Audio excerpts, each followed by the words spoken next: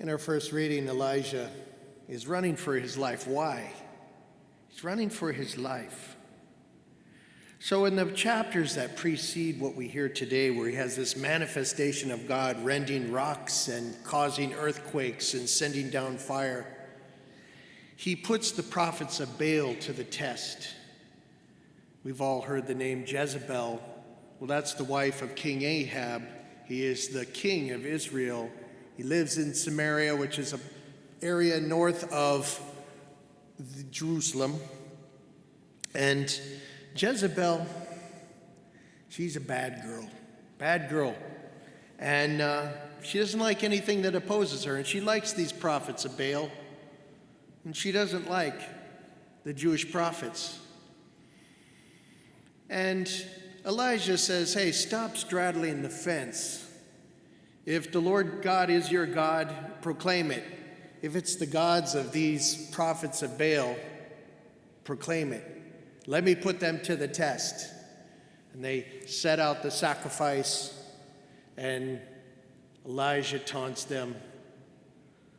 Okay, the one that sends down fire is God. And so the prophets of Baal slash themselves and go into this prophetic state. They hop around the altar. Nothing. And Elijah taunts them again. Well, maybe your God is meditating, or maybe he's on a trip, or maybe he's sleeping and he can't hear you. Probably made them really angry.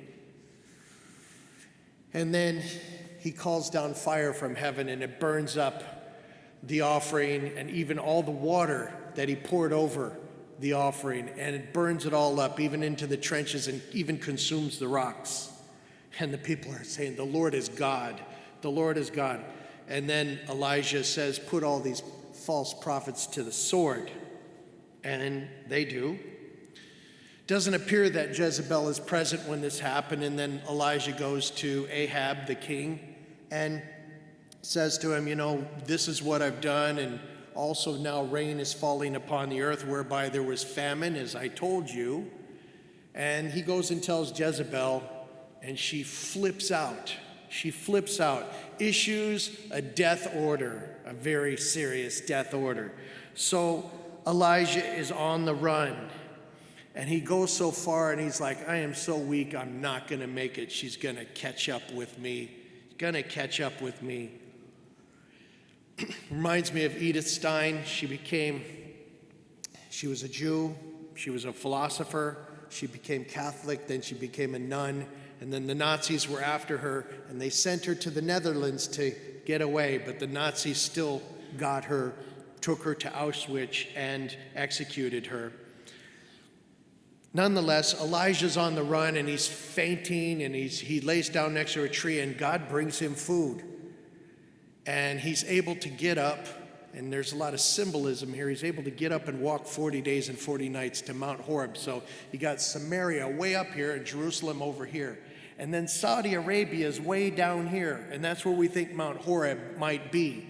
See, Mount Horeb is the same mountain as Mount Sinai, and if you remember, that's the mountain that Moses went up, and he stayed there for 40 days and 40 nights waiting for the commandments of the Lord. So Elijah goes up there, and he hides in a cave, and this is just me thinking in my own biblical way, what if he stayed in the same cave that Moses stayed in during those 40 days? I don't know. That's just my conjecture. And he's told, you're going to see God. Stand at the cave, stand on the mountain, and take a look. And he does.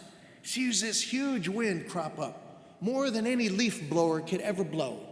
And it's rending not only rocks, but mountains. Can you imagine? I mean, I think I would be incredibly fearful. It's like a huge meteor hitting the earth, just tearing things apart.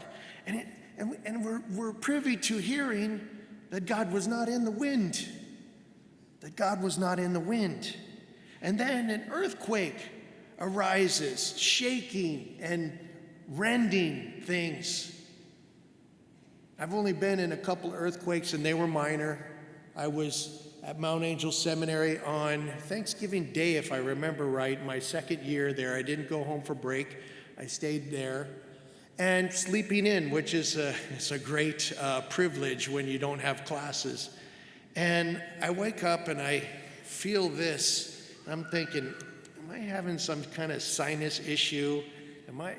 And one of the seminarians, I'm still friends with him. He didn't go on to the priesthood. He's a vice principal of a school in Phoenix. He comes running down the hall. He's so excited because he's an Arizona boy like me. He says, we just had an earthquake. It's like, oh, is that what it was? And Father Brennan, the rector, who lives on the floor, he ran out of the building. He ran out of the building by himself. The heck with you seminarians, I'm saving myself. And then the second, I was living in the hall next to that a few years later. I think it was on the Feast of St. Benedict, and we had a break in the morning, so we went to Mass early, and then we were going to have these festivities in the afternoon, so I went back to get a little nap. And I wake up, and there's these lights that are affixed next to the bed that are cone-shaped, kind of old-fashioned, and I wake up and I see them shaking, and I'm like, it's an earthquake, and I know I can't get out of the building fast enough, so the only thing I can do is get under my desk if things start falling. Luckily, it was minor. And then maybe one earthquake in Guatemala. We study Spanish in like this outdoor classroom that had these little huts. And, we had Volcan Pacaya and Volcan Fuego very close to us. A lot of seismic activity, and one day I just felt the moving, and I'm like, well, here we are. There's a lot of different ways you can die in Guatemala. You can get electrocuted in the shower like Thomas Merton, real easy. They run the wires right into the shower, right into the shower head, and sometimes they don't even have wire nuts on them, and just bare wires. And you can get run over in the street easily. Earthquakes, fires, banditos, the list goes on and on. Earthquake. And then he sees and God is not in the earthquake. And then he sees the fire. Fire may be raining down from heaven, burning everything up. What a frightful sight that would be. But God is not in the fire. Then he hears this tiny whispering sound. God is in the tiny whispering sound. God is in the tiny whispering sound. So we expect this pomp and splendor, and maybe sometimes we will get that when it comes to encounters with God, but I don't know, in my spiritual life, tiny whispering sound. When I received the call to priesthood, I was right up there somewhere after receiving Holy Communion on another Thanksgiving, and the tiny whispering sound was this, and it was only this: what about the priesthood? That was it. What about the priesthood? I certainly had something to say about that. Tiny whispering sound, and then Elijah, standing at the mouth of that cave, he puts his face in his mantle because he knows he's encountered God. In the gospel, Jesus has fed the 5,000, and he puts the disciples in a boat afterwards, and he sends them to the other side. They're probably on the north shore of the Sea of Galilee, maybe somewhere around Capernaum. And for whatever reason, he sends them, he wants to spend time in prayer alone. Tiny whispering sound. He puts them in the boat. He says, I'll catch up with you. And they're probably going, you don't have a boat. How are you going to catch up with us? But we're going to the other side. So they start paddling, and then night falls. And then a storm crops up, and Jesus isn't there. He goes up to the mountain to pray, maybe Mount Tabor, where he was transfigured, or nearby the Mount of the Beatitudes to pray. It says he goes up to a high mountain. They're close to one another, and they're on that north end of the Sea of Galilee. He goes up there to pray. And when he comes down, after hearing that tiny whispering sound, he follows them walking on the water. And they're in a storm. They're filled with fear. And who wouldn't be? The boats were small, made of wood. probably break up easily in a severe storm.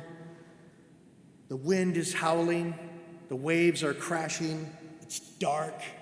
You're afraid of drowning, being cast into the sea. And if that isn't bad enough, they're like, we're dying here. They're crying out. Then they see this figure walking towards them on the sea. Imagine how that would freak you out even more. And if it were dark, and it probably was, I would assume that Jesus was radiating some sort of light, which maybe made them think, this is a ghost. And they scream. And then Jesus says, do not be afraid, it is I. This is truly a miracle. He's walking on the water. You've heard me say it before. One of my friends, my best friend, he had a terrible professor in theology, biblical theology. He said, he could see the rocks down below and he's walking on them. And it's like, so many arguments from people that haven't thought things through. If you're being tossed about on the waves and the wind, you're out there. And there's no rocks down there because you'd be bouncing all over those rocks. You'd be fairly safe, really. No, he wasn't walking on rocks. He was walking on water because he's God. And miracles are what he does. See, you don't come back from that. That was the worst way to kill anyone. Comes from the Persians, but the Romans liked it very much. It insulted you, it shamed your family, and they knew that when you came off that cross, you were deader than dead. And people that are deader than dead do not rise from the dead, and he did. So he walks on the water, and Peter sees him. They're all filled with fear, and he says that phrase that we hear over and over and over again in Scripture, do not be afraid, but we are afraid. And Peter, summoning up some measure of courage, you got to give him credit, he steps out of the boat. None of the rest did. Nobody else stepped out of the boat. Peter steps out of the boat. Lord, if it is you, bid me to come to you. Come. And he starts walking on the water. And I don't know what his initial thoughts were with all of this going on around him, but it's like, hey, man, this is cool. Look at this. I'm doing what Jesus does. And then the reality of what's going on around him sinks in. And maybe this doubt that Jesus speaks of in the gospel hits him. Well, Jesus is powerful, but this is really, really powerful. Is Jesus as powerful as this? And he begins to sink. Now, I have spent some time in the Midwest. I've seen water freeze over. I've never been brave enough to go out there. I had my Midwestern counterparts who were seminarians from Green Bay and so forth, and they were out there skating on the ice. It was at Mundelein Seminary. It's like, there's no way you're getting me out on that ice. And they're like, our fathers and grandfathers, they fish in ice shanties, and they cut holes in the ice, and they put heaters in there, satellite TV, beer. It's like, I don't think fishing is the major focus. But they go out there, it's like, no way, man, no way, because that ice can break. And one of my worst fears is breaking through that ice and going into that water, that ice-cold water, and then trying to get out and slipping as you try to latch onto the ice. I wonder if when Peter sank, even though the water was liquid, if that's what it was like, just all of a sudden breaking through. And some of those pictures that you see where this hand from above is reaching in and you can see this shadowy figure of Christ reaching in to save him. Lord, save me.